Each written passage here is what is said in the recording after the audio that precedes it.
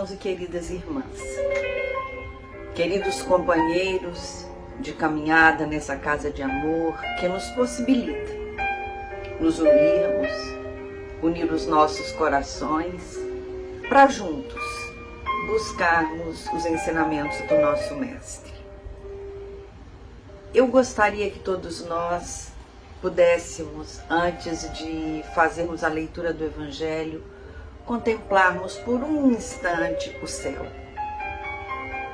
Esse céu que hoje especialmente é azul, pode ser cinza, pode ter sol ou pode ter chuva.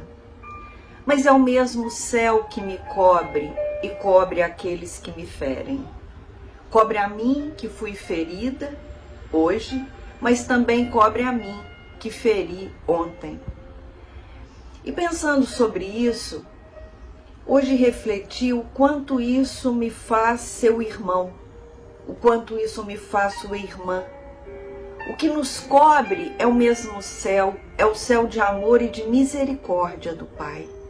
Então que nesse encontro para mais uma Evangelho Terapia, nós consigamos compreender que esse amor, que esse Pai derrama sobre nós todos os dias, nos faz sentirmos seus filhos amados, queridos, cuidados, ainda que hoje uma dificuldade maior me visite. Então que possamos iniciar a nossa prece que nos prepara para a leitura do Evangelho, louvando, agradecendo e bendizendo esse Pai de amor e de misericórdia que nos dá igualmente. A diferença fazemos nós. O céu é o mesmo que nos cobre. Só que alguns de nós se levanta, louva e agradece. Outros planejam artimanhas que vão fazer dorir outros corações. Somos nós que fazemos a diferença. Então façamos hoje a diferença. Vamos unir os nossos corações. Vamos vibrar amor e paz. Vamos trabalhar a paz que sai dos nossos corações. Primeiro para aqueles que estão mais próximos de nós. E essa paz vai se multiplicando. E como fazemos isso? Aprendemos também com o Mestre Jesus, sem julgar, sem querer que o outro faça o que eu faria, mas apenas eu me determinando a fazer o que eu gostaria que a mim fosse feito. E isso basta. Mas o outro não faz. Sabemos disso. Eu também muitas vezes não faço aquilo que recebo ou que esperam de mim. Então, que voltemos o nosso olhar para essa bússola, para esse guia que é o Evangelho. E é Evangelho segundo o Espiritismo porque Kardec traz o Evangelho, traz passagens dos 4 Evangelhos canônicos e ele peneira, ele pesca passagens e essas passagens são vistas, são analisadas, são explicadas, são entendidas pelo olhar do Espírito imortal. Então, o nosso Evangelho, ele tem esta diferença de outros tantos. Então, nós que acreditamos no mundo invisível, que acreditamos na comunicabilidade com aqueles que já retornaram à pátria espiritual, que acreditamos na reencarnação, mas principalmente acreditamos num Pai que é amor, é bondade e é único.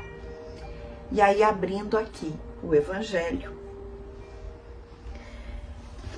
eu abri no capítulo 13, que tem por título: Não saiba a vossa mão esquerda o que dá a vossa mão direita. E aí, o primeiro item tem por subtítulo Fazer o bem sem ostentação.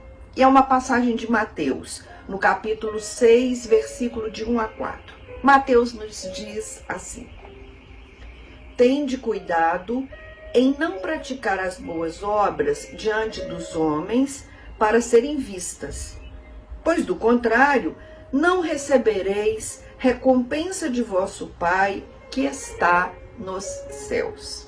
Assim, quando derdes esmola, não façais tocar a trombeta diante de vós, como fazem os hipócritas nas sinagogas e nas ruas, para serem louvados pelos homens.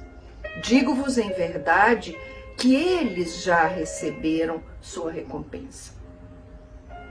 Mas quando derdes esmola, não saiba a vossa mão esquerda o que faz a vossa mão direita, a fim de que a esmola fique em segredo, e vosso Pai, que vê o que se passa em segredo, vos recompensará.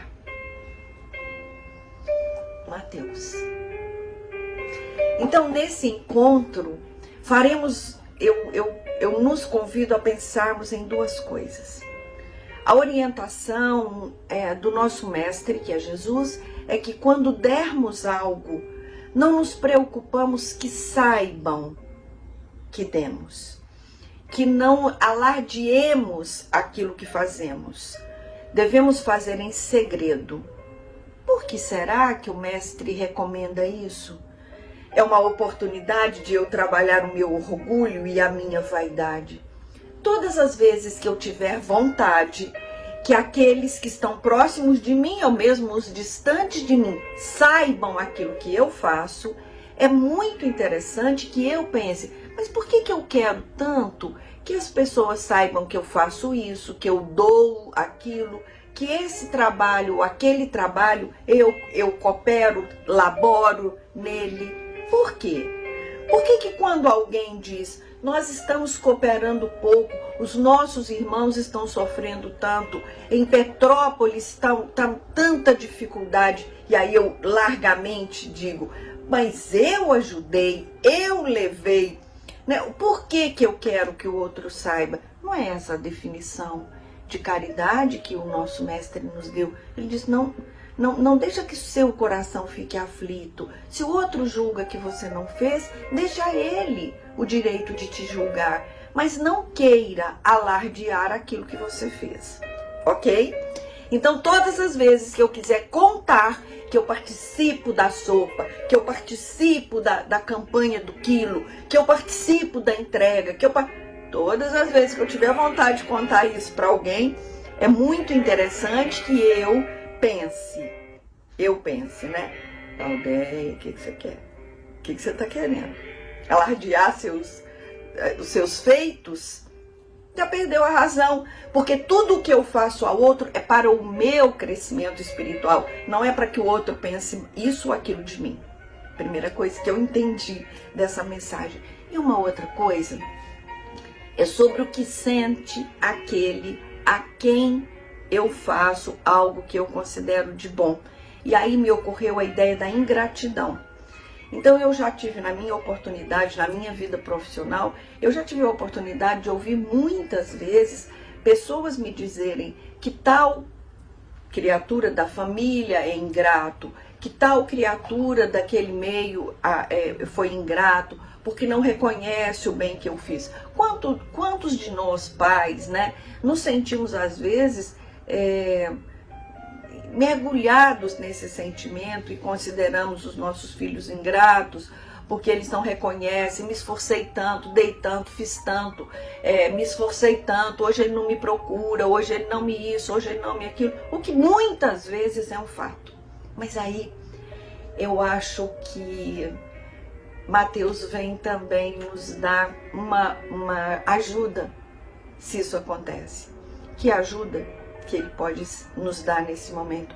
Quando eu experimento esse sentimento, que estou chamando de ingratidão, que eu possa também me lembrar dessa passagem.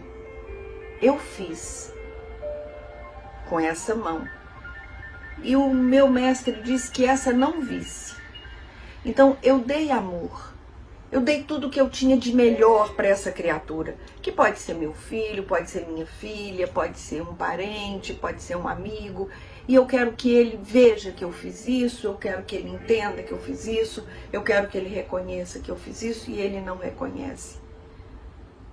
Mas eu preciso do reconhecimento dele? Ah, Valdeia precisa, todo mundo precisa. Eu também acho, é uma necessidade ainda, no estágio em que nós nos encontramos, ainda é uma necessidade humana. Mas o que o nosso mestre diz é que quando eu me sentir entristecida, porque o outro não reconhece, porque o outro não me agradece, porque o outro não me retorna minimamente com um carinho, com um reconhecimento pelo que eu fiz, que eu me lembre dessa passagem do Evangelho. Quando eu trabalho, quem que está se beneficiando com esse trabalho antes de qualquer coisa? Eu mesma. É o meu espírito que evolui no exercício da caridade. É o meu espírito que tem a oportunidade de se despir da vaidade, se despir da prepotência, ou seja lá do que mais for, para entender e aceitar que eu tenho que me preocupar com aquilo que eu faço, com aquilo que eu sinto, e não com aquilo que o outro faz e aquilo que o outro sente. E uma última oportunidade de reflexão. Quando eu senti que alguém agiu de forma ingrata comigo, o que eu posso fazer? Além de criticar e de me aborrecer com aquele que supostamente foi ingrato comigo, quem sabe eu não posso rever a minha relação com aqueles que fizeram tanto por mim. Quem sabe eu não possa também me perguntar: Valdeia, aonde está a sua gratidão por todos aqueles que te estenderam a mão nessa caminhada? E do fundo do meu coração, eu quero ser muito grata a todos aqueles que me auxiliaram e continuam me auxiliando nessa caminhada. Graças a Deus.